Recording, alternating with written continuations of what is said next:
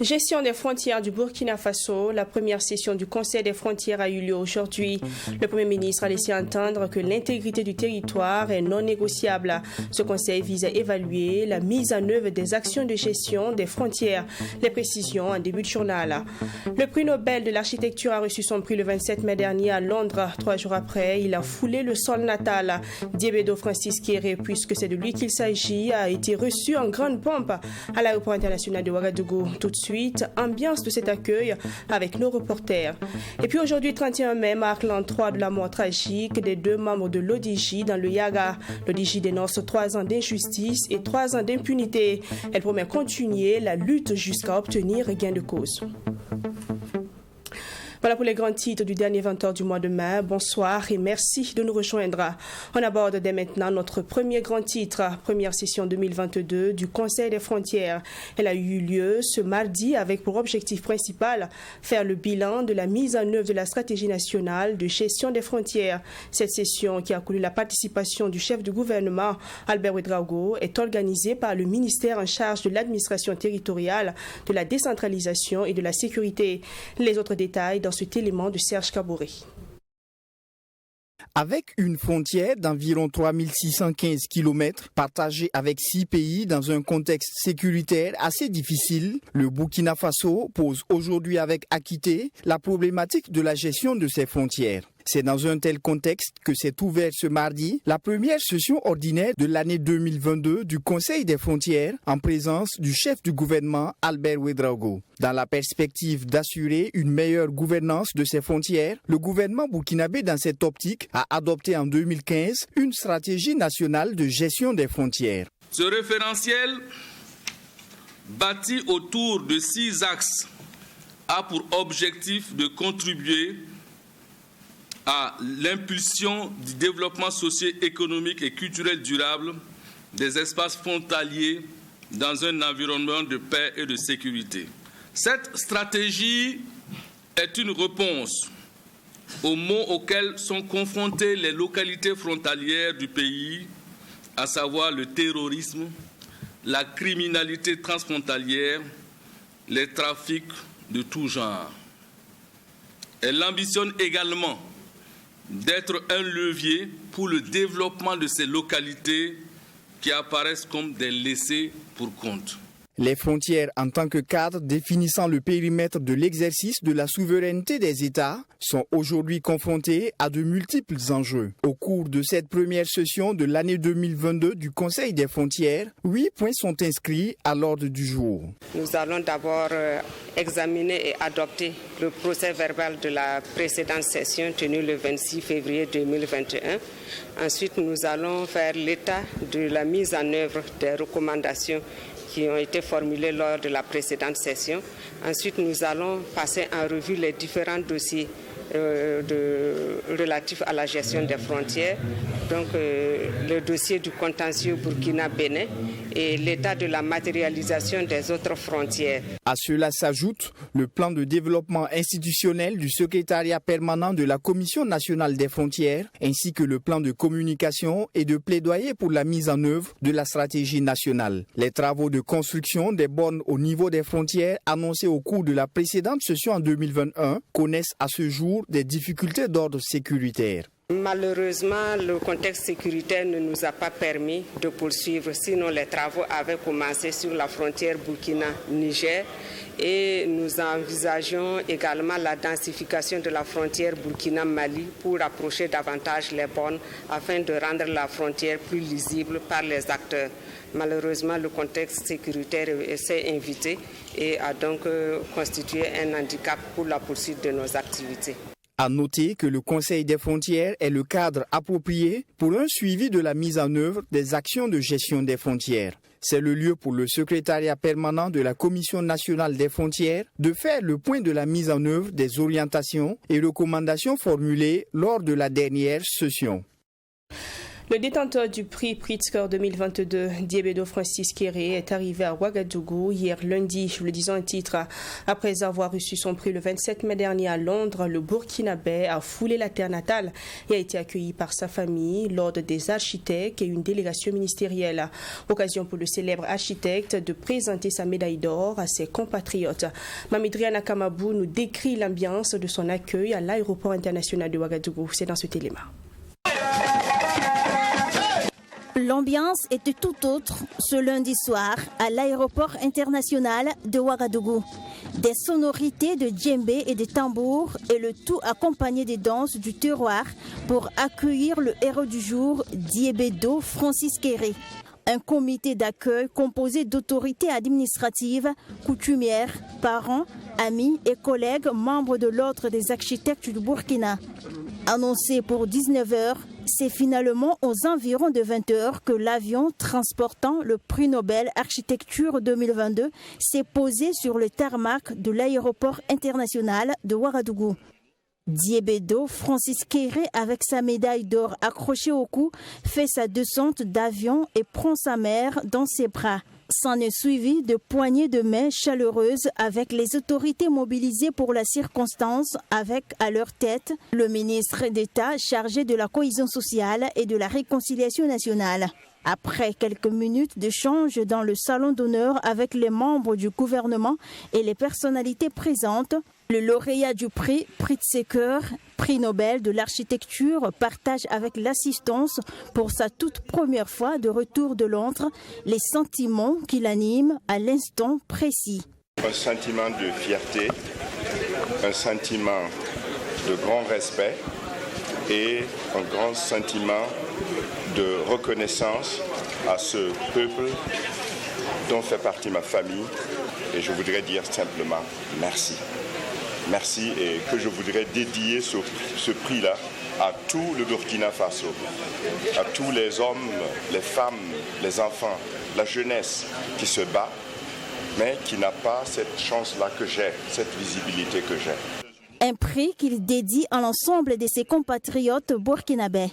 Pour Francis Kéré, cette distinction est aussi un hommage rendu au génie et au savoir-faire africain. Et le lauréat de préciser que c'est également une invite faite à la jeunesse. C'est tout simplement de dire à tout le monde que tout est possible. Tout est possible. Si on y croit et que l'impossible ou ce qui n'a jamais été fait est possible. Et il faut écouter pour savoir que c'est possible et il faut se mettre au travail. Voilà. Moi, j'ai jamais attendu. J'ai jamais attendu qu'on me donne. Le travail libère. C'est seulement en travaillant qu'on va réussir. C'est seulement en travaillant. Le ministre d'État chargé de la cohésion sociale et de la réconciliation nationale a pour sa part traduit les félicitations et encouragements du gouvernement au meilleur architecte au monde pour avoir porté haut le drapeau du Burkina Faso. Je relèverai simplement que vous prouvez encore une fois que le Burkinabé, la jeunesse burkinabé en particulier, doit s'inspirer de l'exemple du travail, de l'exemple de la volonté de réussir, de l'exemple de se battre, quelles que soient les difficultés. Vous êtes parti du Burkina Faso, j'allais dire, sans grand-chose, sauf la volonté de réussir et de vous battre et de prouver qui sait se battre, le succès est certain. En rappel, c'était le 15 mars 2022, à travers un communiqué de presse, que Francis Kéré a été désigné prix Pritzker, la plus haute distinction en architecture au monde. Outre ce prix, le célèbre architecte burkinabé figure sur la liste des 100 personnalités les plus influentes au monde en 2022, selon le magazine Times. Arrivé donc hier lundi avec son prix Pritzker, la plus haute distinction du monde de l'architecture, Diébedo Francis Kéré a été reçu en audience cet après-midi du mardi 31 mai par le Premier ministre Albert Ouedraogo. L'architecte burkinabé a présenté sa médaille au chef du gouvernement et témoigné sa reconnaissance pour le soutien dont il a bénéficié lors de la réception de son prix à Londres. Maxime Chanel-Bambara. De retour de Londres où il a reçu la plus haute distinction du monde de l'architecture dénommée Prix Pritzker, Diébedo Francis Kéré est venu présenter sa médaille au Premier ministre Albert Ouédraogo. Accompagné de quelques membres de sa famille, le natif de Gando dans le centre-est a témoigné sa reconnaissance et sa gratitude au chef du gouvernement pour le soutien dont il a bénéficié à la cérémonie de réception de son prix. Le Premier ministre a dit que c'est très bien par rapport à la médaille. Pour lui, quand il a pris la nouvelle, il a dit « voilà, c'est fait ». Le Burkina Faso traverse une crise. Voilà. Mais on voit que le Burkina Faso a des talents. Voilà. Et je suis fier parce que c'est de moi aussi qu'on parle. Voilà. J'étais un de ces milliers de talents. Voilà. C'est comme vous mettez votre talent à la disposition de tout le monde. Donc il a dit que ça a apporté une lumière, une belle lumière sur le Burkina et cela me reconforte beaucoup. Cette audience a également été l'occasion pour le premier Africain et le premier Noir à remporter le prix Nobel de l'architecture de par le projet avec le chef du gouvernement. On a échangé de l'avenir. Que peut-on faire pour la jeunesse, pour cette nation qui regorge de talents et qui manque d'opportunités? C'est de ça que nous avons parlé. Et de voir comment mon domaine spécial, qui est l'architecture, voilà, peut créer des débouchés ou comment le gouvernement pourra s'occuper des jeunes talents pour créer des opportunités. Parce que, comme je le disais à l'intérieur, il y a des milliers de jeunes burkinabés qui ont du talent. Mais ce qu'il doit faire avec vous tous, c'est d'encourager ces jeunes talents pour qu'ils sachent que ce qu'ils sont en train de faire peuvent apporter de la lumière. Depuis 2014, Diébedo Francis Kéré a soumis un projet visant à faire du complexe de l'ancienne Assemblée nationale incendiée pendant l'insurrection populaire le symbole de la transparence et de l'inclusion. Un projet d'ailleurs en stand-by. Et l'Assemblée nationale, il est bien vrai que je l'ai dessiné, je l'admire et tout le monde l'admire. Mais pour le moment, ce n'est pas la priorité et donc on n'en a pas parlé. Mais peut-être qu'un jour, quand on aura plus cette priorité-là, parce que je suis sûr que la paix viendra, vu comment vous tous vous êtes debout, la paix va venir bientôt. Peut-être qu'on fera ce projet visionnaire, ce projet dont rêve tout le monde, ce projet que je veux qu'il inspire tout le Burkina Faso, la jeunesse, les dirigeants et tout. Peut-être qu'on aura le temps de parler de ça.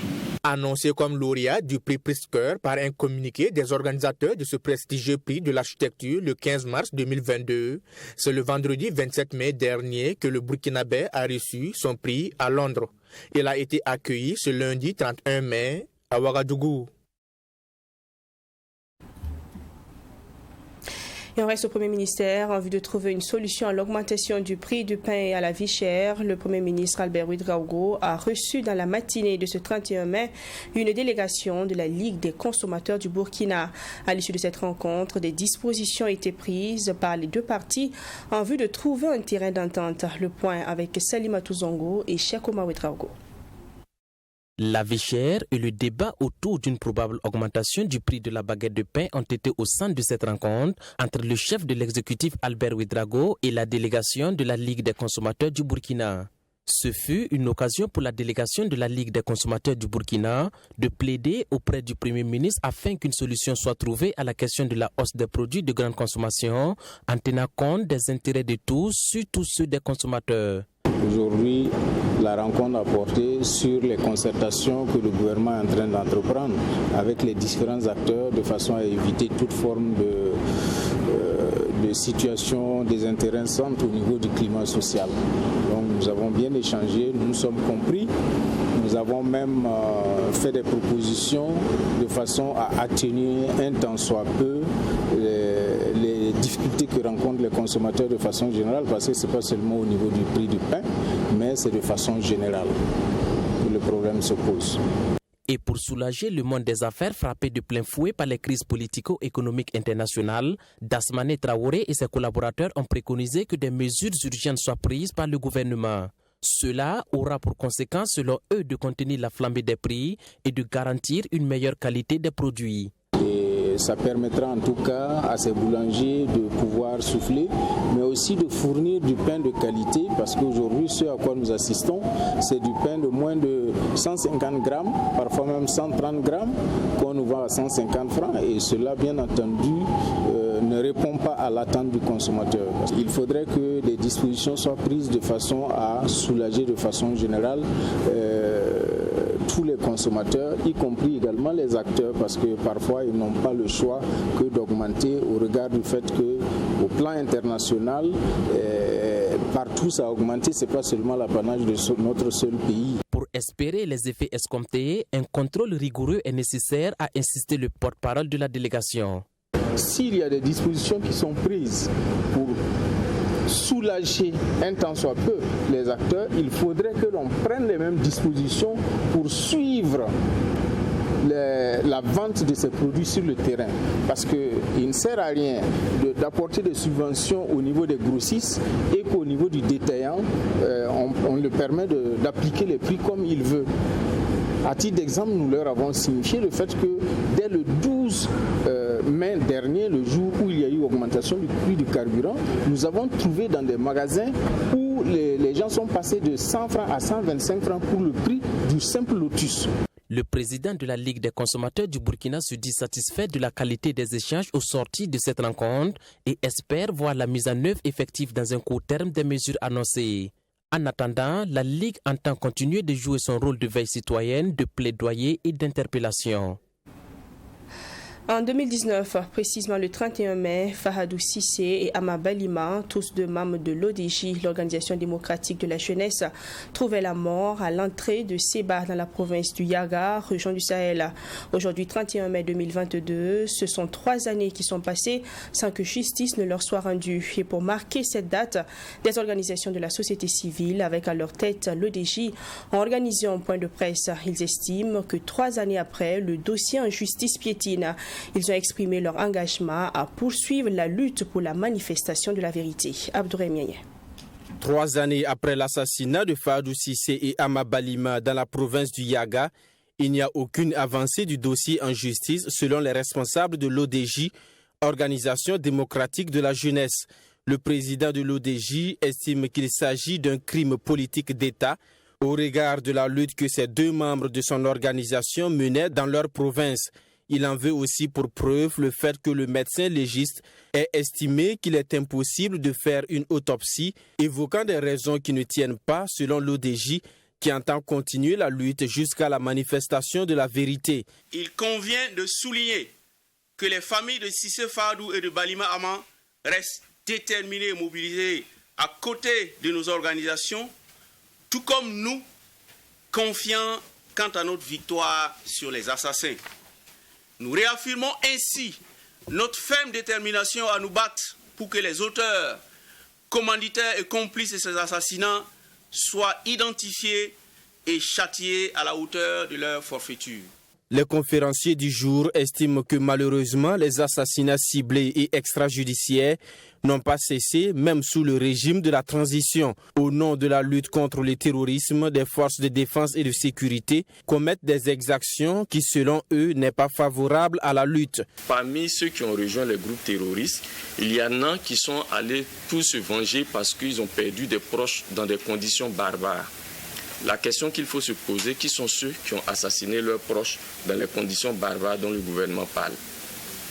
Depuis plusieurs années, nos organisations n'ont eu de cesse d'interpeller les autorités et de leur dire attention. Lorsque nous faisons nos forces de défense et de sécurité et certains éléments des volontaires pour la défense de la patrie commettent des exactions, des exécutions sommaires, des exécutions extrajudiciaires, il va sans dire que nous créons des conditions de recrutement pour les groupes terroristes. Gabin Corbeaugo et ses camarades ont été critiques vis-à-vis des autorités de la transition à cause de la dégradation continue de la situation sécuritaire. Ils invitent par ailleurs ces derniers à respecter le droit à la sécurité, les droits humains et à préserver les libertés démocratiques. Éducation, le PASEC, le programme d'analyse des systèmes éducatifs 2019 de la CONFENEM, la conférence des ministres de l'Éducation nationale, des États et gouvernements de la francophonie, a été rendu public le 21 décembre 2020. 14 pays, dont le Burkina Faso, étaient concernés par cette évaluation. Pour le Burkina Faso, le résultat n'est pas satisfaisant au regard de la double crise, surtout celle sécuritaire, qui a impacté négativement le système scolaire. Explication avec Mwenkouni Alexis Belemnaba. À ce séminaire national de présentation du programme d'analyse des systèmes éducatifs 2019 de la CONFENEM, la conférence des ministres de l'Éducation nationale des États et gouvernants de la francophonie, il ressort que les performances du système éducatif burkinabé sont insuffisantes. Moins de 50% des enfants ont des compétences nécessaires pour poursuivre leur scolarité et du côté enseignant, le système didactique pose problème. Un bilan en deçà du rapport d'évaluation de celle de 2014. L'enquête d'évaluation a concerné 394 écoles dans la 13 régions du pays et la qualité didactique des enseignants. Mais la crise sécuritaire que connaît le Burkina Faso depuis 2015 est un des facteurs majeurs qui aurait impacté négativement le système éducatif. Au regard justement d'un certain nombre de réalités que nous vivons au Burkina Faso, dont nous nous sommes rendus compte que les performances étaient insuffisantes par rapport aux performances il y a quelques années. Il y a de nombreuses difficultés, notamment les difficultés liées à la fermeture de nos écoles et à la rupture des enseignements dans plusieurs localités.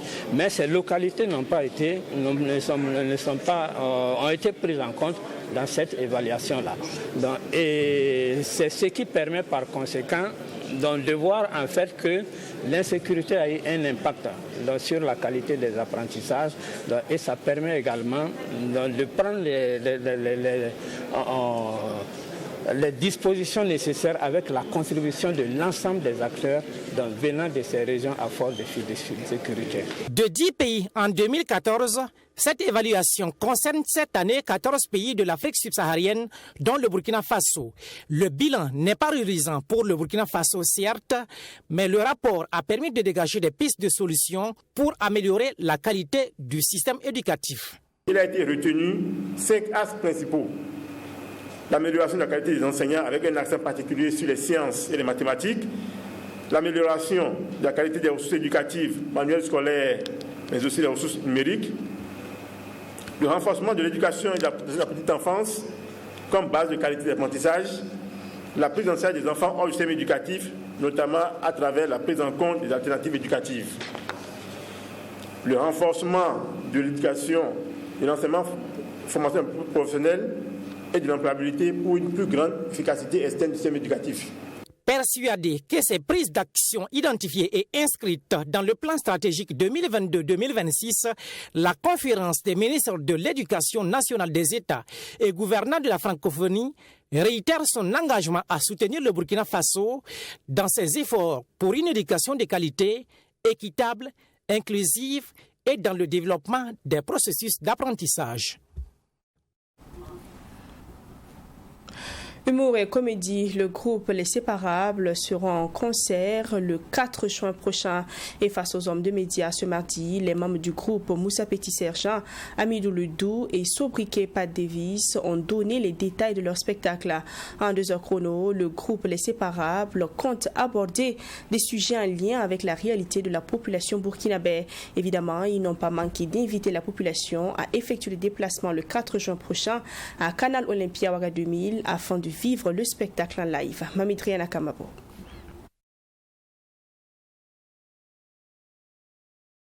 C'est un cocktail d'humour, de musique et de danse qui sera proposé au public le samedi 4 juin prochain. Un plateau artistique pour célébrer le premier anniversaire de ce groupe dénommé Les Séparables. À ce spectacle, le groupe va aborder les faits de société sur un ton humoristique. À en croire les conférenciers, ça sera dans une ambiance conviviale afin d'éveiller les consciences de la population.